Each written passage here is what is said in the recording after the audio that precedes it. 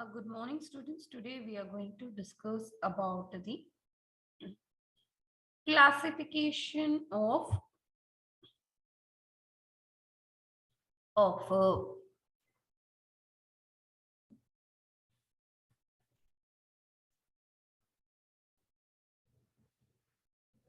ಪ್ರಸ್ತಾವ ಎಂದರೇನು, ಅದರ ವಿಧಗಳನ್ನ ಚರ್ಚಿಸಿರಿ. So an offer is the first step in the formation of contract. ಯಾವುದೇ ಒಂದು ಕರಾರನ್ನ ಮಾಡಿಕೊಳ್ಳಲು ಈ ಒಂದು ಪ್ರಸ್ತಾಪ ಎನ್ನುವುದು ಇಲ್ಲಿ ಮೊದಲನೆಯ ಒಂದು ವಿಷಯವಾಗಿರುತ್ತೆ, ಮೊದಲನೆಯ ಒಂದು ಅಂಶವಾಗಿರುತ್ತೆ. So it marks the beginning of contractual obligation between the parties. ಇಲ್ಲಿ ಈ ಒಂದು ಪ್ರಸ್ತಾವವನ್ನ ನಾವು ಮೊದಲನೆಯ ಒಂದು ಹೆಜ್ಜೆ, ಕರಾರಿಗೆ ಮೊದಲನೆಯ ಒಂದು ಹೆಜ್ಜೆ ಅಂತ ಹೇಳಿ ಪರಿಗಣಿಸ್ತೇವೆ. ಈ ಒಂದು ಮೊದಲನೆಯ ಒಂದು ಹೆಜ್ಜೆಯಿಂದಾನೇ ನಾವು ಇಲ್ಲಿ ಆ ಒಂದು ಕರಾರಿಗೆ ಕುರಿತಾದಂತಹ ಕರ್ತವ್ಯಗಳನ್ನ ಇಲ್ಲಿ ಪರಿಗಣಿಸುವಂತಹದ್ದು. So as it is a known fact that acceptance can only mean to a prior offer. An offer is essential for the formation of contract. So ಇಲ್ಲಿ ನಾವು ಯಾವುದೇ ಒಂದು ಪ್ರಸ್ತಾಪವನ್ನ ಮಾಡಿದರೆ ಮಾತ್ರ ಅದಕ್ಕೆ ಸಂಬಂಧಪಟ್ಟಂತೆ ಮತ್ತೊಬ್ಬ ವ್ಯಕ್ತಿ ಇಲ್ಲಿ ತನ್ನ ಒಂದು ಸ್ವೀಕೃತಿಯನ್ನ ಇಲ್ಲಿ ನೀಡುವಂತಹದ್ದಾಗಿರುತ್ತೆ.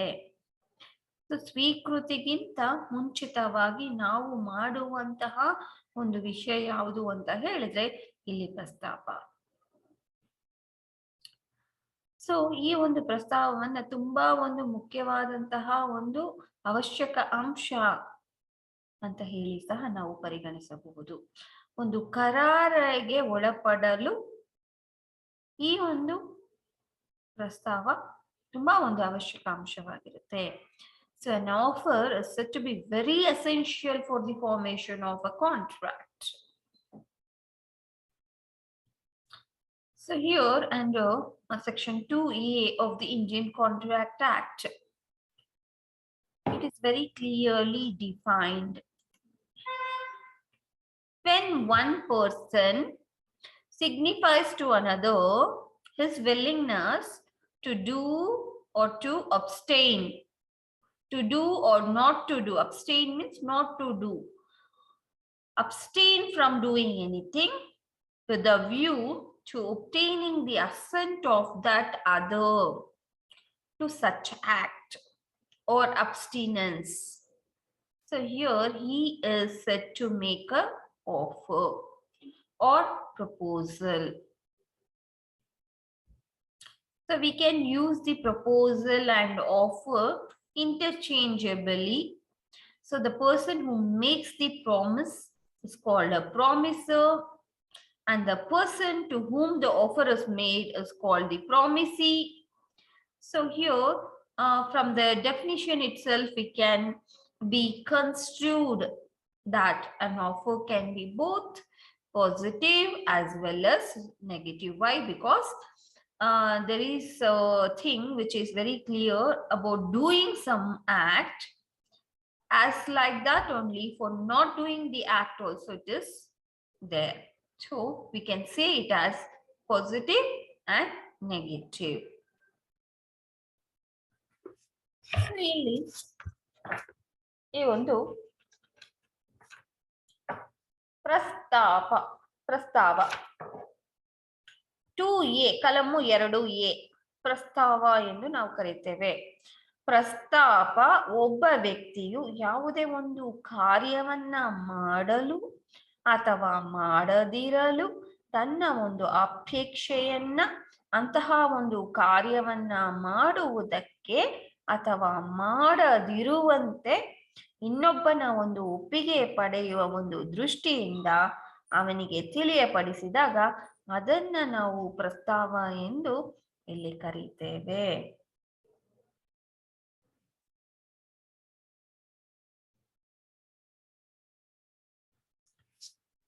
So here, these are the certain things about the offer, the meaning.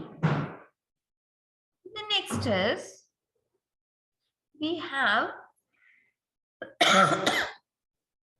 types of offer, ವಿಧಗಳು, ಪ್ರಸ್ತಾವದ ವಿಧಗಳು. So here an offer can be made of many types, ranging there are many kinds of offer: express offer, implied offer, general offer, specific offer, cross offer, counter offer, standing offer. Express offer and implied offer. ಪ್ರತ್ಯಕ್ಷ ಮತ್ತು ಪರೋಕ್ಷ ಪ್ರಸ್ತಾವ. ಪ್ರತ್ಯಕ್ಷ ಮತ್ತು ಪರೋಕ್ಷ ಪ್ರಸ್ತಾವ. Section 9 of the Indian Contract Act very clearly defines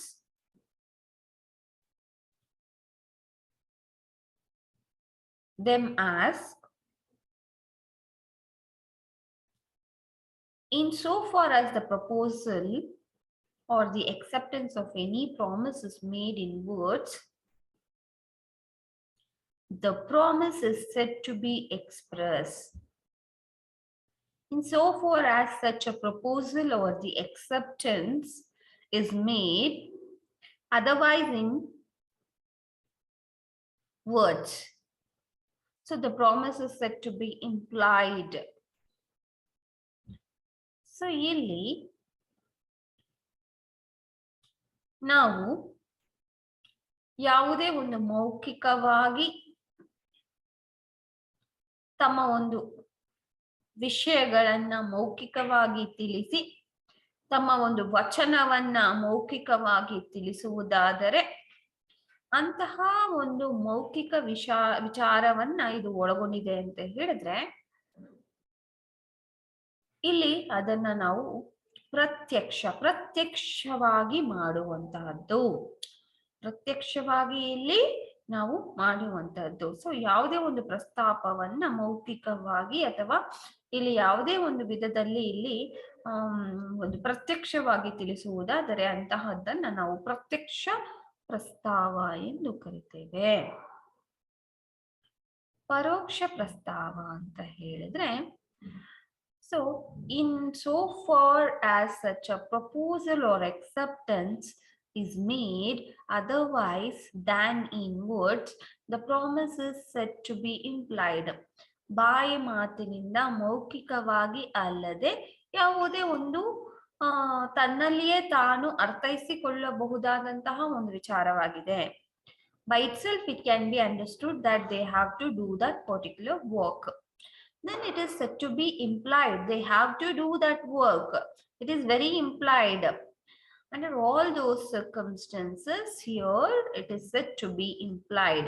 ಯಾವಾಗ ಅಲ್ಲಿ ತಾನು ಮಾಡಬೇಕಾದಂತಹ ಒಂದು ಕರ್ತವ್ಯ ಮೌಖಿಕವಾಗಿ ಅಲ್ಲದೆ ಅದು ಸೂಚನೀಯವಾಗಿ ತಾನೇ ಮಾಡುವಂತದ್ದಾಗಿರುತ್ತೆ ಅಂತ ಹೇಳಿದ್ರೆ ಅಂತಹ ಎಲ್ಲಾ ಸಂದರ್ಭಗಳಲ್ಲಿ ಅದನ್ನ ನಾವು ಇಂಗಿತವಾಗಿ ನಾವು ಅರ್ಥೈಸಿಕೊಳ್ಳಬೇಕಾಗುತ್ತೆ. Therefore, any offer that is made with words, it may be regarded as express. So, any promise that is made otherwise than in words is said to be implied. So,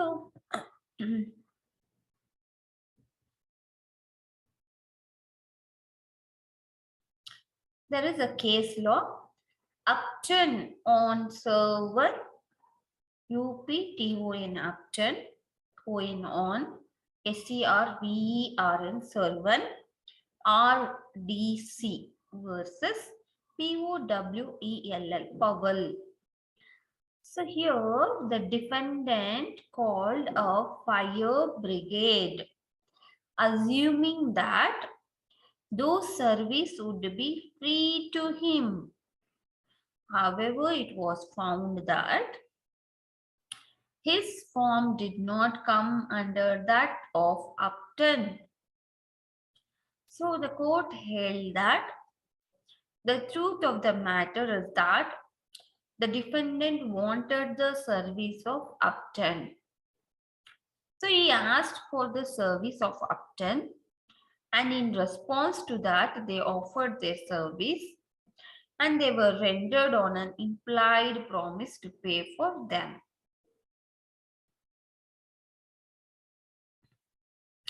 So ಇಲ್ಲಿ ಪ್ರತಿವಾದಿ ಒಂದು fire brigade ಅವರನ್ನ ಅದು ಮುಫತ್ತಾಗಿ ಯಾವುದೇ ಒಂದು ಹಣವನ್ನ ನೀಡಬೇಕಾಗಿಲ್ಲ ಅಂತ ಹೇಳಿ ಇಲ್ಲಿ ಅವರನ್ನ ಕರೆದಿರ್ತಾರೆ.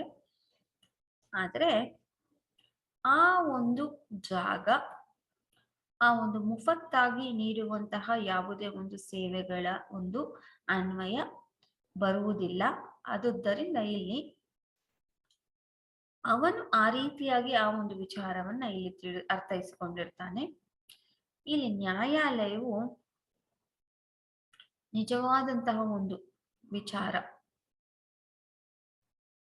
ಏನು ಅಂತ ಹೇಳಿದ್ರೆ, ಇಲ್ಲಿ ಆ ಒಂದು ಪ್ರತಿವಾದಿ ಆ ಒಂದು ಸೇವೆಯನ್ನ ಪಡೆದುಕೊಳ್ಳಬೇಕು, ಮತ್ತೆ ಆ ಒಂದು ಸೇವೆ ಅಪ್ಟನ್ ಸೇವೆಯಾಗಿದೆ, ಅದರಿಂದ ಅಲ್ಲಿ ಅವನಿಗೆ ಒಂದು ಮುಫತ್ತಾಗಿ ಅವನಿಗೆ ಇಲ್ಲಿ ಸೇವೆ ಸಿಗುತ್ತೆ ಅಂತ ಹೇಳಿ ಅವನು ಅರ್ಥೈಸಿಕೊಂಡಿರುತ್ತಾನೆ. ಮತ್ತೆ ಈ ಒಂದು ಆಫರ್ ಅನ್ನ ಮಾಡಿದಂತಹ ಸಂದರ್ಭದಲ್ಲಿ, ಈ ಒಂದು ಪ್ರಸ್ತಾಪವನ್ನ ಮಾಡಿದಂತಹ ಸಂದರ್ಭದಲ್ಲಿ ಎಲ್ಲೋ ಒಂದು ಕಡೆ ಇದು ಇಂಪ್ಲೈಡ್ ಪ್ರಾಮಿಸ್ ಆಗಿರುತ್ತೆ. Implied promise to pay for them. ಇಲ್ಲಿ ಅದು ಇಂಗಿತವಾಗಿ ಅವನು ಏನೇ ಇದ್ರೂ ಸಹ ಇಲ್ಲಿ ಅಪ್ಟನ್ ಸೇವೆಗಳ ಒಳಗಾಗಿ ಬರುವುದಿಲ್ಲವಾದುದರಿಂದ ಅವನು ಇಂಗಿತವಾಗಿ ಯಾವಾಗ ಅದು ಅಪ್ಟನ್ ಒಂದು ಸೇವೆಗಳಲ್ಲಿ ಬರುವುದಿಲ್ಲವಾದರೆ ಅದು ಮುಫತ್ತಲ್ಲ, ಅದಕ್ಕೆ ಅವನು ಹಣವನ್ನ ನೀಡಬೇಕು ಅಂತ ಹೇಳಿ ಇಲ್ಲಿ ಹೇಳಲಾಗುತ್ತೆ. ಸೊ ಇಲ್ಲಿ ಪರೋಕ್ಷವಾಗಿ ಇದು ಇಂಗಿತವಾಗಿ ಅವರಿಗೆ ಪರೋಕ್ಷವಾಗಿ ಅವರು ಅದನ್ನ ಅರ್ಥೈಸಿಕೊಳ್ಳಬೇಕಾಗತ್ತೆ, ಅವರು ತಿಳಿದುಕೊಳ್ಳಬೇಕಾಗತ್ತೆ. ಇಲ್ಲಿ ಅವರು ಅದನ್ನ ಪ್ರತ್ಯಕ್ಷವಾಗಿ ಹೇಳಿಲ್ಲ, ಮೌಖಿಕವಾಗಿ ಹೇಳಿಲ್ಲವಾದ್ರೂ ಸಹ ಅದು ಇಲ್ಲಿ ಅರ್ಥೈಸಿಕೊಳ್ಳಬೇಕಾದಂತಹ ವಿಚಾರ. ಸೊ ಪರೋಕ್ಷವಾಗಿ ಇಲ್ಲಿ ಅದನ್ನ ನಾವು ಅರ್ಥೈಸಿಕೊಳ್ಳಬೇಕಾಗತ್ತೆ, ಅದರಿಂದ ಅವನು ಹಣವನ್ನ ನೀಡಬೇಕಾಗಿರುತ್ತದೆ. ಸೊ ಇಲ್ಲಿ ಜನರಲ್ ಆಫರ್. ನೆಕ್ಸ್ಟ್ ಸಾಮಾನ್ಯ ಪ್ರಸ್ತಾಪ. A general offer is an offer that is made to the world at large. ಜನಸಾಮಾನ್ಯರಿಗೆ, ಹೆಚ್ಚು ಜನಗಳಿಗೆ ಮಾಡುವಂತಹ ಸಾಮಾನ್ಯ ಪ್ರಸ್ತಾಪವಾಗಿರುತ್ತೆ ಈ ಒಂದು ಸಾಮಾನ್ಯ ಪ್ರಸ್ತಾಪವು. So here the genesis of a general offer came about from the landmark case of Carlyle versus Carbolic Smoke Ball Company case. So ಇಲ್ಲಿ ಒಂದು ಲ್ಯಾಂಡ್ಮಾರ್ಕ್ ಕೇಸ್ ಇದೆ. ಈ ಒಂದು ಪ್ರಕರಣದಿಂದ ನಾವು ಕ್ಲಿಯರ್ ಆಗಿ ಏನ್ ಮಾಡ್ಬೋದು ಅಂತ ಹೇಳಿದ್ರೆ, ಈ ಒಂದು ವಿಚಾರವನ್ನ, ಈ ಒಂದು ಸಾಮಾನ್ಯ ಒಂದು ಪ್ರಸ್ತಾವ ಏನಿದೆಯೋ ಇದ್ರ ಬಗ್ಗೆ ಅರ್ಥ ಮಾಡ್ಕೊಳ್ಬಹುದು. A company by name Carbolic Smoke Ball offered through an advertisement to pay £100 to anyone who would contract increasing epidemic influenza, cold, or any disease caused by cold after taking its medicine, that too in a prescribed manner. The prescribed instruction has been given. So it was also added that £1,000 have been deposited in, Alliance Bank, showing our sincerity in the matter. One customer, Mrs. Carlyle, who used the medicine and then still contracted the influenza and whereby hence sued the company for the reward. Here, the defendant gave the argument that the offer was not made with an intention to enter into a legally binding agreement, rather was only to puff the sales of the company. Moreover, they also contended that an offer needs to be made to a specific person, and here the offer was not to any specific person, and hence they are not obliged to give for the plaintiff. Setting aside all these arguments here, the bench stated that the general offers, there is no need for communication of acceptance. Anyone who performs the conditions of the contract is said to have communicated his or her acceptance, and moreover, the money deposited by the defendant in the Alliance Bank, which very clearly shows that they intended to create a legally binding relationship, and hence the plaintiff was awarded with the amount. So here ಈ ಒಂದು ಪ್ರಕರಣದಲ್ಲಿ Carlill versus carbolic smoke ball company, ಈ ಒಂದು ಪ್ರಕರಣ ಬಂದ್ಬಿಟ್ಟು ಈ ಒಂದು ಸಾಮಾನ್ಯ ಪ್ರಸ್ತಾವ, ಈ ಒಂದು ವಿಚಾರವನ್ನ ತುಂಬಾ ಸರಿಯಾದಂತಹ ರೀತಿಯಲ್ಲಿ ನಾವು ಅರ್ಥೈಸಿಕೊಳ್ಳಲಿಕ್ಕೆ ಸಹಾಯ ಮಾಡುತ್ತೆ. ಇಲ್ಲಿ ಕಂಪನಿ ಹೆಸರು ಬಂದ್ಬಿಟ್ಟು ಕಾರ್ಬೋಲಿಕ್ ಸ್ಮೋಕ್ ಬಾಲ್. ಇವರು ಒಂದು ಮೆಡಿಸಿನ್ ಅನ್ನ ಇಲ್ಲಿ ತಯಾರಿ ಮಾಡಿರ್ತಾರೆ. ಅವರು ಒಂದು ಅಡ್ವರ್ಟೈಸ್ಮೆಂಟ್ ಅನ್ನ ಸಹ ಇಲ್ಲಿ ನೀಡಿರ್ತಾರೆ. ಈ ಒಂದು ಮೆಡಿಸಿನ್ ಅನ್ನ ಯಾರೇ ಕಾರ್ಬೋಲಿಕ್ ಸ್ಮೋಕ್ ಬಾಲ್ ಅನ್ನೋ ಒಂದು ಮೆಡಿಸಿನ್ ಅನ್ನ ಯಾರೇ ಸಹ ಸೇವನೆ ಮಾಡಿದ್ದಾರೆ ಅಂತ ಹೇಳಿದ್ರೆ ಅವರಿಗೆ ಒಂದು ಎಪಿಡೆಮಿಕ್ ಇನ್ಫ್ಲೂಯೆನ್ಸಾ ಅಥವಾ ಯಾವುದೇ ಒಂದು ಶೀತ ಜ್ವರ ಅಂತಹ ಯಾವುದೇ ಒಂದು ರೋಗಗಳು ಇಲ್ಲಿ ಅವರಿಗೆ ಬರುವುದಿಲ್ಲ ಅಂತ ಹೇಳಿ ಇವರು ಏನ್ ಮಾಡಿರ್ತಾರೆ, ಅವರ ಒಂದು ಮೆಡಿಸಿನ್ ಮೇಲೆ ಕ್ಲಿಯರ್ ಆಗಿ ಯಾವ ರೀತಿಯಾಗಿ ಆ ಮೆಡಿಸಿನ್ ಅನ್ನ ಸೇವನೆ ಮಾಡಬೇಕು ಅಂತ ಹೇಳಿ ಇನ್ಸ್ಟ್ರಕ್ಷನ್ಸ್ ಅನ್ನ ಸಹ ಹಾಕಿ ಏನ್ ಮಾಡಿರ್ತಾರೆ, ತಿಳಿಸಿರ್ತಾರೆ. ಹಾಗೇನಾದರೂ ಈ ಒಂದು ಮೆಡಿಸಿನ್ ಅನ್ನ ಸೇವನೆ ಮಾಡಿ ತದನಂತರವೂ ಸಹ ಅವರಿಗೆ ಈ ಯಾವುದೇ ಒಂದು ರೋಗಗಳು ಅಂಟಿಕೊಂಡಿದೆ ಅಂತ ಹೇಳಿದ್ರೆ ಅಂತಹ ಸಂದರ್ಭದಲ್ಲಿ ಅವರು 100 ಪೌಂಡುಗಳನ್ನ ಈ ಒಬ್ಬ ವ್ಯಕ್ತಿಗೆ ನೀಡುವುದಾಗಿಯೂ ಸಹ ಇಲ್ಲಿ ತಿಳಿಸಿರ್ತಾರೆ. ಈ ಒಂದು ವಿಚಾರಕ್ಕೆ ಸಂಬಂಧಪಟ್ಟಂತೆ 1000 ಪೌಂಡುಗಳಷ್ಟು ಹಣವನ್ನ ಅಲಯನ್ಸ್ ಬ್ಯಾಂಕ್ ಅಲ್ಲಿ ಇವರು ಇಟ್ಟಿರ್ತಾರೆ. ಸೊ ಇಲ್ಲಿ ಏನ್ ಮಾಡ್ತಾರೆ, ಈ ಮಿಸಸ್ ಕಾರ್ಲಿಲ್ ಅನ್ನೋರು ಈ ಒಂದು ಮೆಡಿಸಿನ್ ಅನ್ನ ಸೇವನೆ ಮಾಡ್ತಾರೆ. ಅದು ಅವರು ನೀಡಿರುವಂತಹ ಎಲ್ಲಾ ಒಂದು ಪ್ರಿಸ್ಕ್ರೈಬ್ಡ್ ಇನ್ಸ್ಟ್ರಕ್ಷನ್ಸ್ ಏನಿದೆಯೋ ಅದೇ ರೀತಿಯಲ್ಲಿ ಇಲ್ಲಿ ಮೆಡಿಸಿನ್ ಅನ್ನ ಸೇವನೆ ಮಾಡ್ತಾರೆ. ತದನಂತರವೂ ಸಹ ಅವರಿಗೆ ಈ ಇನ್ಫ್ಲೂಯೆನ್ಸಾ ರೋಗ ಅವರಿಗೆ ಅಂಟಿಕೊಳ್ಳುತ್ತೆ. ಆಗ ಅವ್ರು ಏನ್ ಮಾಡ್ತಾರೆ ಅಂತ ಹೇಳಿದ್ರೆ ಕಂಪನಿಯಿಂದ ಆ ಒಂದು ಹಣವನ್ನ ಅವರು ಕೇಳ್ತಾರೆ, ರಿವಾರ್ಡ್ ಅನ್ನ ಕೊಡಿ ಅಂತ.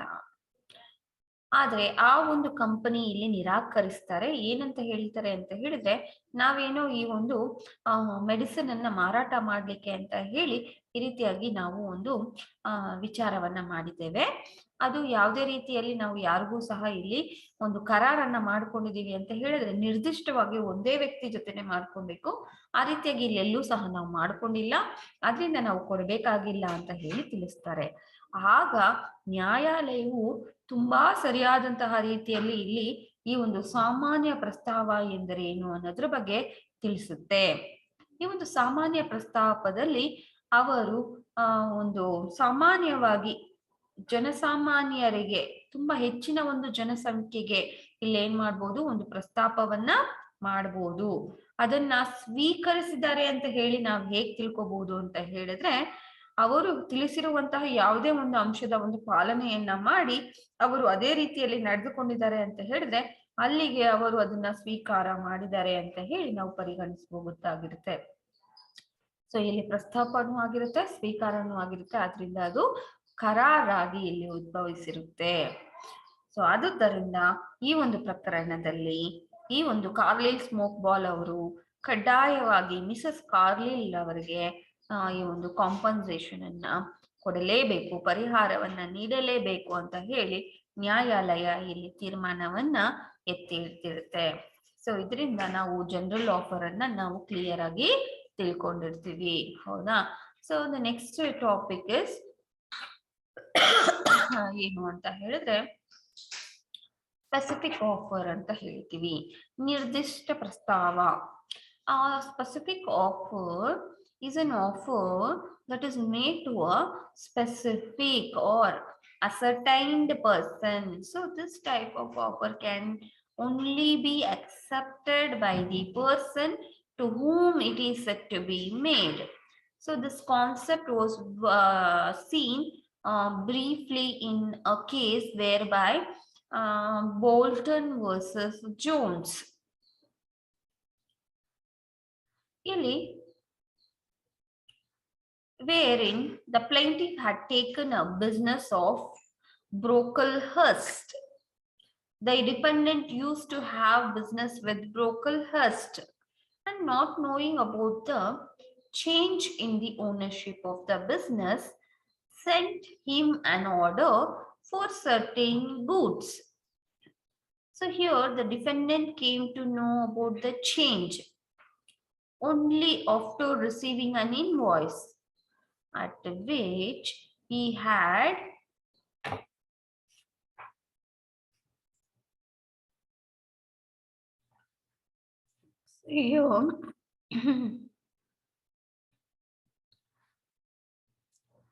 Bolton versus Jones, wherein the plaintiff had taken up the business of one Brocklehurst. The defendant used to have a business with Brocklehurst and not knowing about the change in the ownership of the business, sent him an order for certain goods. So here the defendant came to know about the change only after receiving an invoice. So at which point he had already consumed the goods. So here the defendant refused to pay the price as he had a set off against the original owner for which the plaintiff sued him. So here the judges gave an unanimous judgment holding the defendant not liable. So ಇಲ್ಲಿ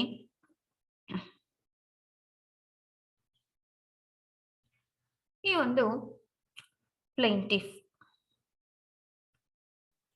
ಒಂದು business ಅನ್ನು carry ಮಾಡ್ತಾ ಇದ್ರು.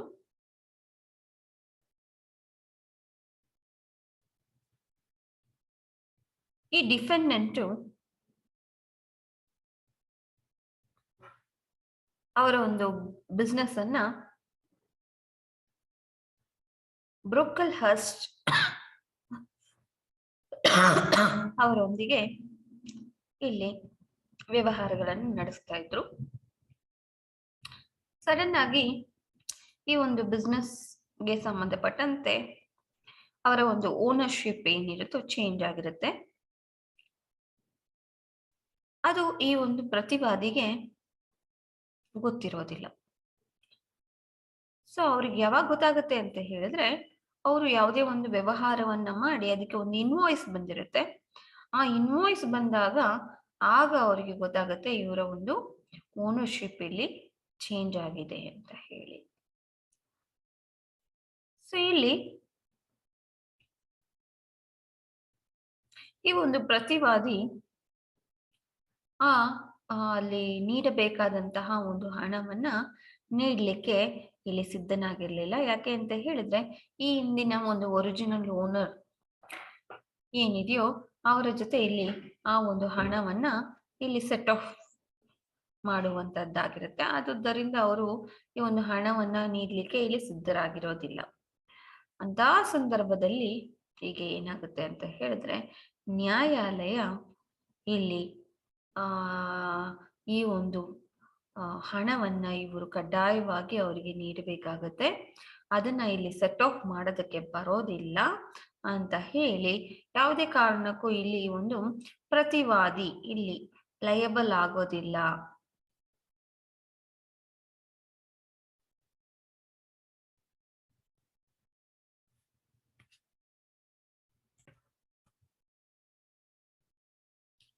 So ಇಲ್ಲಿ ಈ ಒಂದು ಪ್ರತಿವಾದಿ ಆ ಒಂದು ಹಣವನ್ನ ನೀಡ್ಲಿಕ್ಕೆ ಇಲ್ಲಿ ಸಿದ್ಧನಾಗಿರೋದಿಲ್ಲ. ಮತ್ತೆ ಇಲ್ಲಿ ಏನ್ ಮಾಡ್ತಾನೆ ಅಂತ ಹೇಳಿದ್ರೆ, ಈ ಒಂದು ಒರಿಜಿನಲ್ ಓನರ್ ಯಾರಿದಾನೋ ಅವನು ಆ ಹಣವನ್ನ ಇಲ್ಲಿ ಸೆಟ್ ಆಫ್ ಮಾಡುವಂತಹ ಒಂದು ಅವಶ್ಯಕತೆ ಅವನು ಇಲ್ಲಿ ಮಾಡ್ಲೇಬೇಕಾಗಿತ್ತು. ಇವನಿಗೆ ತಿಳಿಸ್ದೇನು ಸಹ ಅವನು ಏನ್ ಮಾಡಿರ್ತಾನೆ, ಇಲ್ಲಿ ಆ ಒಂದು ಓನರ್ಶಿಪ್ ಅನ್ನ ಚೇಂಜ್ ಮಾಡ್ಕೊಂಡಿರ್ತಾನೆ. ಸೊ ಆದ್ರೆ ಇಲ್ಲಿ ಒಂದು ಜಡ್ಜ್ಮೆಂಟ್ ಏನ್ ಮಾಡ್ತಾರೆ ಅಂತ ಹೇಳಿದ್ರೆ, ಡಿಫೆಂಡೆಂಟ್ ನಾಟ್ ಲಯಬಲ್ ಅಂತ ಹೇಳ್ಬಿಡ್ತಾರೆ. ಸೊ ಇಲ್ಲಿ ಪ್ರತಿವಾದಿ ಯಾವುದೇ ರೀತಿಯಾಗಿ ಇಲ್ಲಿ ಹಣವನ್ನ ಪಾವತಿ ಮಾಡಬೇಕಾಗಿಲ್ಲ ಅಂತ ಹೇಳಿ ಇಲ್ಲಿ ತಿಳಿಸ್ತಾರೆ. ಸೊ ಇದು ಸ್ಪೆಸಿಫಿಕ್ ಆಫರ್. ನಿರ್ದಿಷ್ಟವಾಗಿ ಯಾರ ಜೊತೆ ಇಲ್ಲಿ ಒಂದು ವ್ಯವಹಾರಗಳನ್ನ ಮಾಡ್ಕೊಂಡಿರ್ತೀವೋ ಆ ನಿರ್ದಿಷ್ಟವಾಗಿ ಅವರ ಜೊತೆನೆ ಆ ಒಂದು ವ್ಯವಹಾರವನ್ನ ಮುಂದುವರಿಸಲಿಕ್ಕೆ ಸಾಧ್ಯವೇ ವಿನಃ ಇಲ್ಲಿ ಬೇರೆಯವರ ಜೊತೆ ಇಲ್ಲಿ ಮುಂದುವರಿಸಲು ಸಾಧ್ಯವಾಗೋದಿಲ್ಲ. ಸೊ ಅದು ನಿರ್ದಿಷ್ಟವಾಗಿ ಅದೇ ವ್ಯಕ್ತಿಗಳು ಅವರಿಬ್ಬರಲ್ಲಿಯೇ ಇಲ್ಲಿ ಆ ಒಂದು ವ್ಯವಹಾರಗಳು ನಡೆಯುವಂತದ್ದಾಗಿರುತ್ತೆ. What is cross offer? Cross offer, when two parties make an identical offer to each other in ignorance to adda prastava, ignorance to each other offer, they are said to make cross offers. Cross offers are not valid offers. For example, if A makes an offer to sell his car for 7 lakhs to B, and B in ignorance of that makes an offer to buy the same car for 7 lakhs, they are said to have make a cross offer, and there is no acceptance in this case, and hence it cannot be a mutual acceptance here.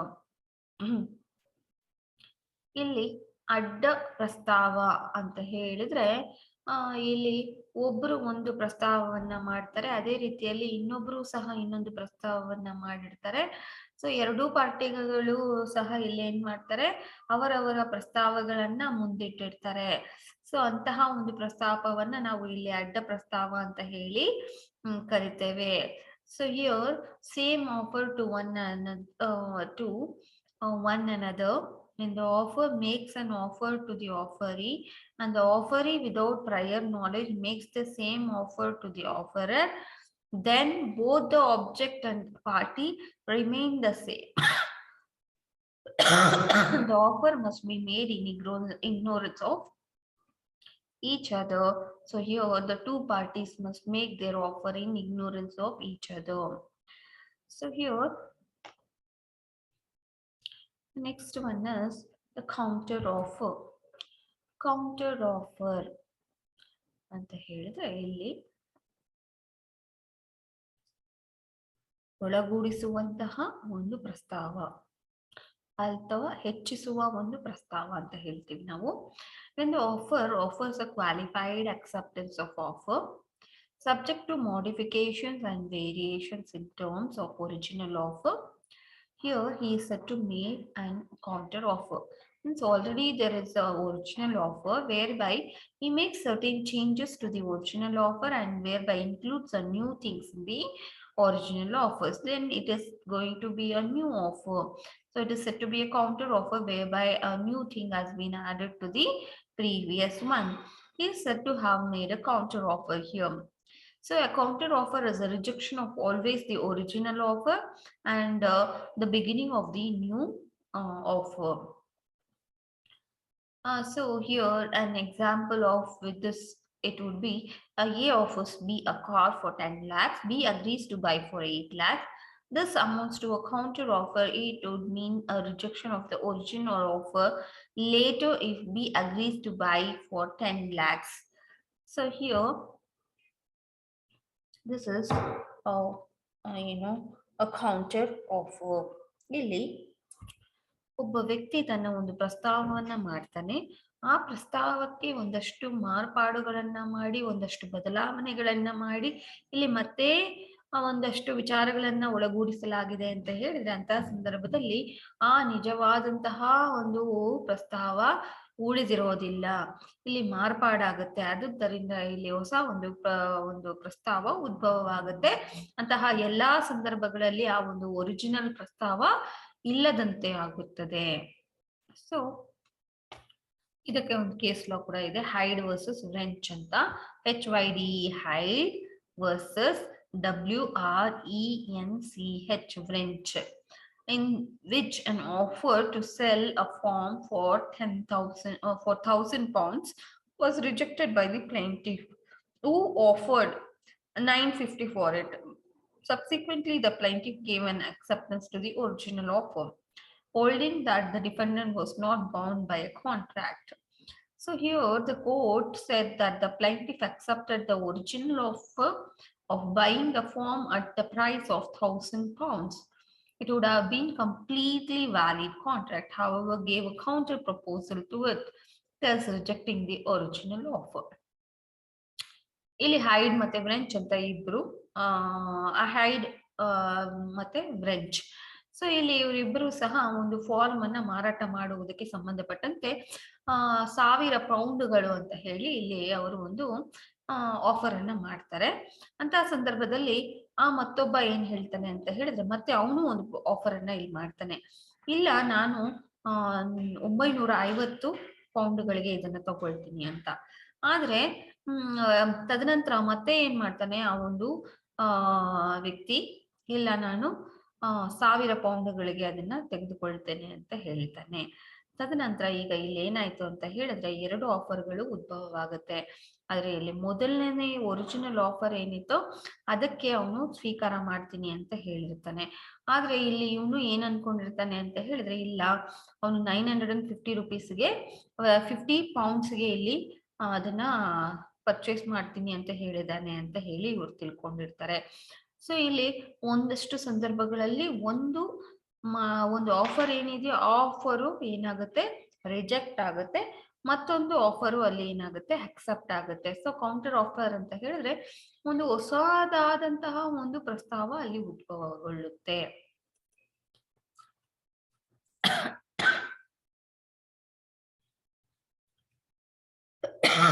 The last one is standing offer. So what is a standing offer anta helidre, the offer which remains open for acceptance over a period of time is called a standing offer. So tenders that are invited for supply of goods is a kind of standing offer.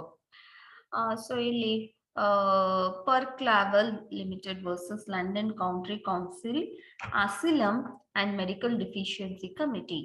Here a plaintiff advertised for a tenders for supply of goods.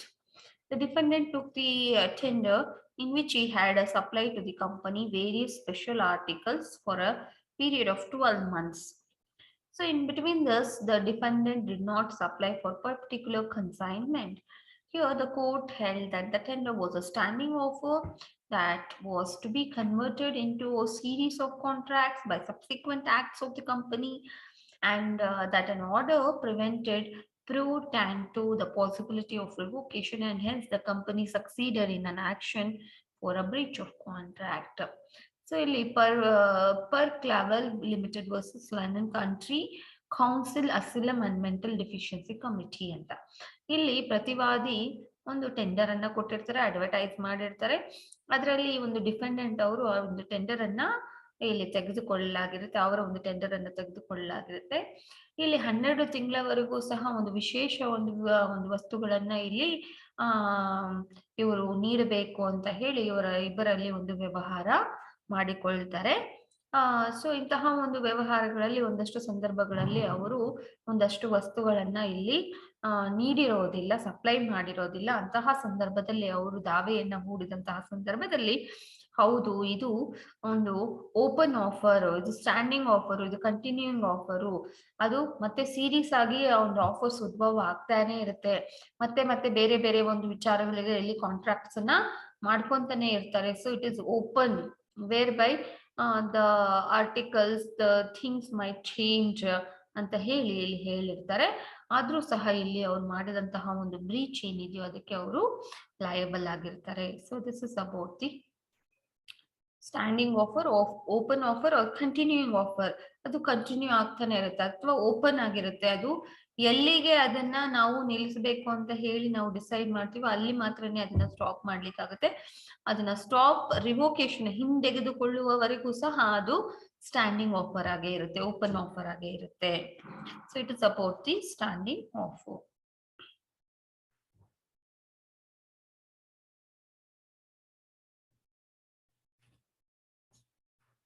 So Indian Contract Act does not specifically mention the different types of offers, but as ours is a common law country, we develop law from the decisions held by Indian and British courts.